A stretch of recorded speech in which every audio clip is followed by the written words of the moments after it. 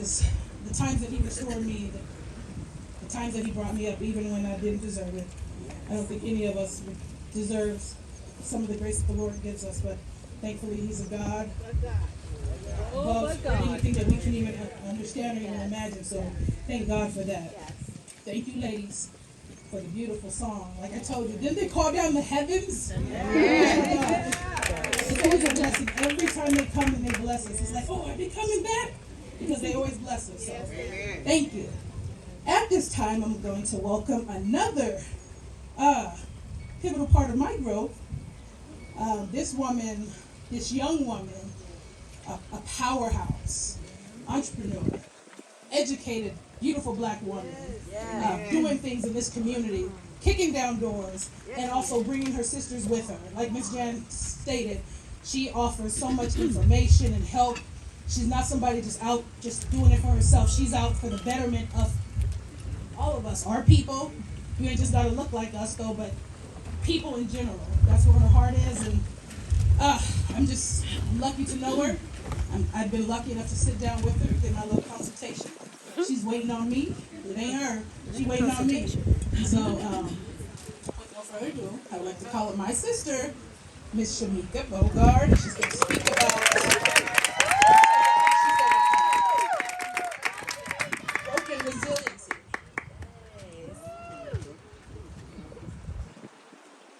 Thank you, Miss Miko. Thank you so much, Miss Jan, for having me as one of your speakers.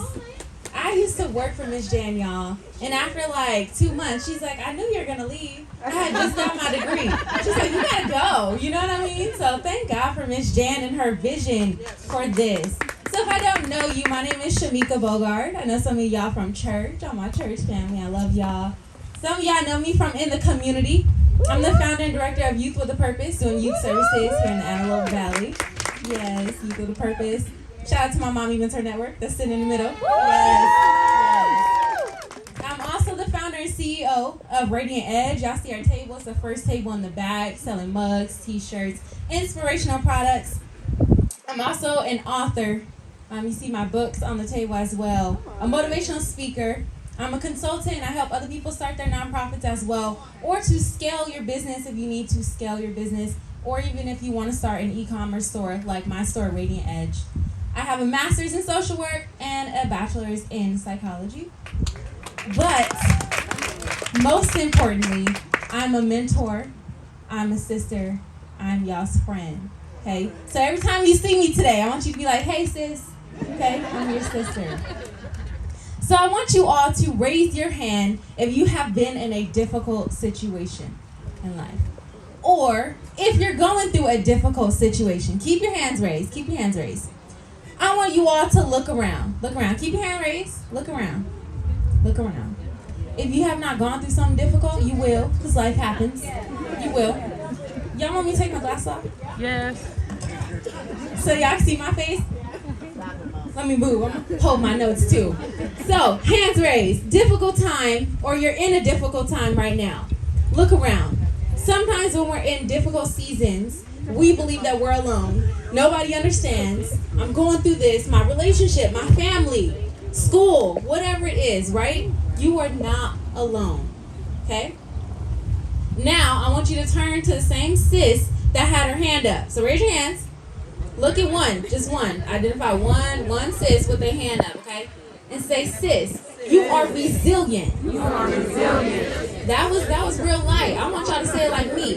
Sis, you are resilient. You are resilient. You gotta mean it. Yes, mean it. All right, so the definition of resiliency is the ability to recoil or spring back into shape after bending, stretching, or being compressed. The theme today is broken vessels, right? So that's why I named it Broken Resiliency. Some people may be like, well, that doesn't go together. Brokenness and resiliency, what do you mean?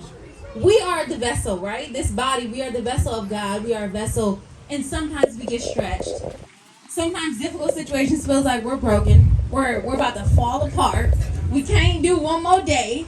But we all still do one more day because we're here, right? Amen. So they go together, and I'm going to tell you why. Before the age of 25 years old, I lost both parents. Whoa. Tracy's like, yep, she was there. Yup, yeah. I'm only 27 right now, so I'm 27, okay? So before that age, before 25, lost both parents, and I still have 3 businesses, 4 websites, 2 degrees, 3 books, a YouTube channel, a blog. Should I keep going? Keep going, girl. Keep going. Thank you, y'all. How you doing? Read them Why on. is Take that your time. important? Because out of brokenness comes purpose and resiliency. Okay? At the age of 18, I went to the University of Nevada.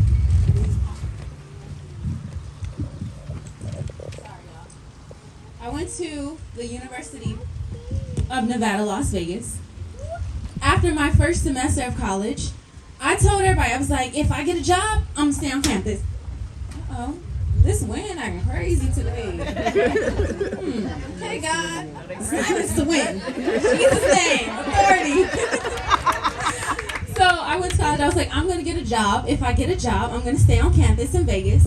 If I don't get a job, I want to come home and see my mom and my dog. I miss my dog, y'all.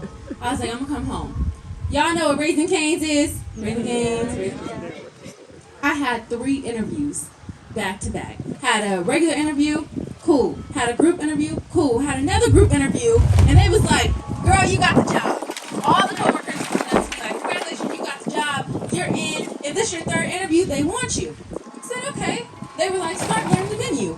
Y'all know Raising Cane's has chicken, bread, And some fries. coleslaw, French fries. That's it.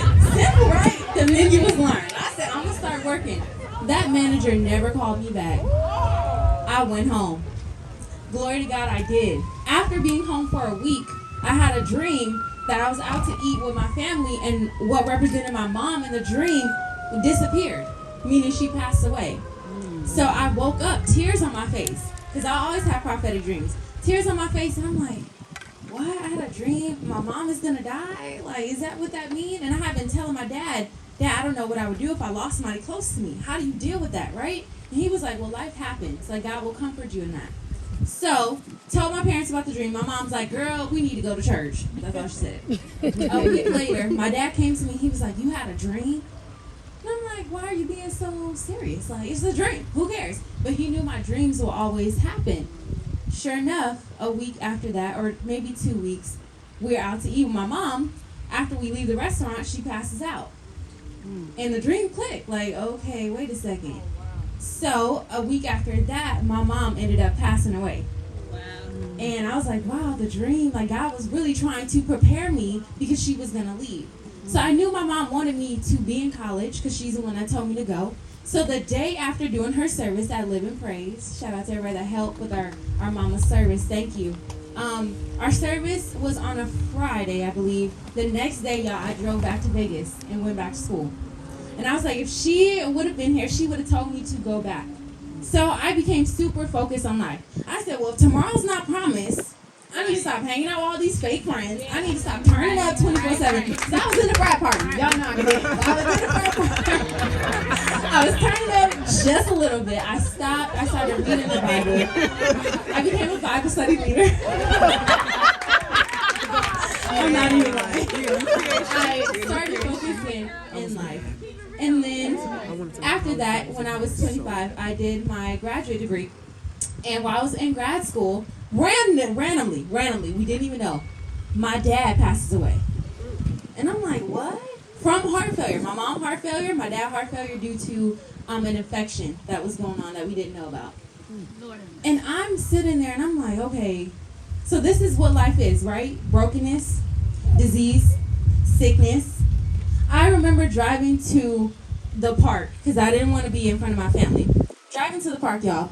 I'm sitting in my car, pull up, and I'm hitting the steering wheel so hard. Like, why? I thought the airbag was going to come out. I'm like, I don't even care. I'm like, God, why? This is what we're going to go through?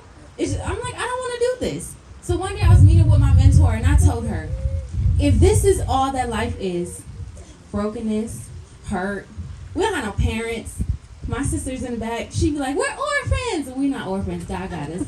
But I'm like, if this is what life is, I don't want to do this. And my mentor's like, I say a lot of good things. She gave me the That's not most good. like disappointed, like heartfelt look ever. She's like, Shameka. And I'm like, well, I don't want to do this. And then I had to think about it.